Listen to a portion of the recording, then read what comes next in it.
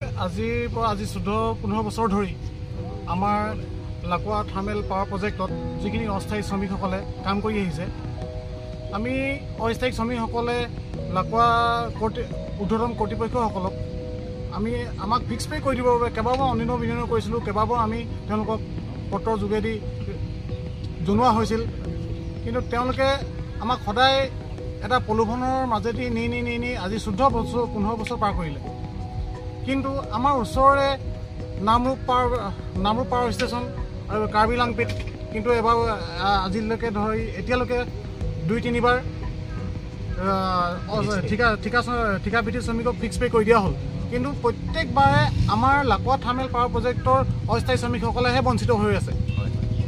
আমাৰ মুখ্য কাৰণটো হৈছে যে আমাক ফিক্স পে আউটলৈ আনিব লাগে। কণ্ট্ৰেক্টৰৰ পৰা আমাক ফিক্স পে আউটলৈ আনিব লাগে, আৰু ফিক্স পে আউটলৈ আনিলে আমাৰ ভৱিষ্যতবোৰ সুৰক্ষা হ'ব। এতিয়া আমাৰ ভৱিষ্যতবোৰ কোনো ক্ষেত্ৰতে সুৰক্ষিত নহয়, কাৰণ অহাকালি ঠিকাদাৰ চেঞ্জ হৈ যাব, আমাক উলিয়াই দিব। তেতিয়া আমাৰ ভৱিষ্যতবোৰ কি হ'ব? আজি এই প্ৰজেক্টটো চলি আছে আমাৰ সকলো ঠিকাভিত্তিক শ্ৰমিকৰ ফালৰ পৰা। আজি আমি ঠিকাভিত্তিক শ্ৰমিকখিনিয়ে আমি প্ৰত্যেক ক্ষেত্ৰতে লাঞ্ছিত বঞ্চিত হৈ আছোঁ। আজি এই প্ৰজেক্টত কিমান দুৰ্যোগ ঘটি গ'ল, প্ৰজেক্টত কিমান ডাঙৰ জুই লাগি গ'ল, সেই গোটেইখিনি আজি এই প্ৰজেক্টটো বচোৱাৰ আঁৰতে সমগ্ৰ আমাৰ ঠিকাভিত্তিক শ্ৰমিকসকল জড়িত আছে। চব কাম কৰোঁ আমি বাহ লয় বেলেগে। সেয়ে আমি তেওঁলোকে আমাকতো দেখি আহিছে আমি কি কৰি আহিছোঁ, কি নাই কৰা। এই প্ৰজেক্টৰ কাৰণে আমি কিমানখিনি অৰিহণা আগবঢ়াইছোঁ। আমাৰ ঠিকাভিত্তিক শ্ৰমিকেও ইয়াত জীৱন দান দি থৈছে।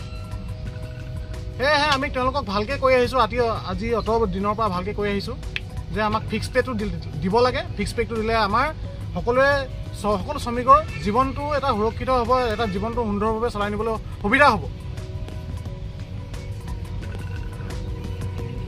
সেই উদ্দেশ্যে আমি আজি এই গণতান্ত্ৰিকভাৱে এই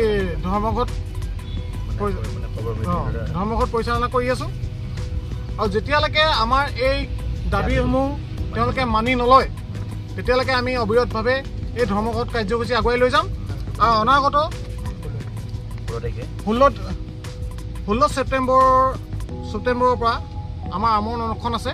যদি আমাৰ এই কৰ্মবিৰতিত যদি 72 ঘণ্টীয়া কৰ্মবিৰতিত যদি তেওঁলোকে কোনো ধৰণৰ আমাক সদুত্তৰ নিদিয়ে, অহা 16 ছেপ্টেম্বৰৰ পৰা কিন্তু আমি আমাৰ আমৰণ অনশন ল'বলৈ বাধ্য হ'ম।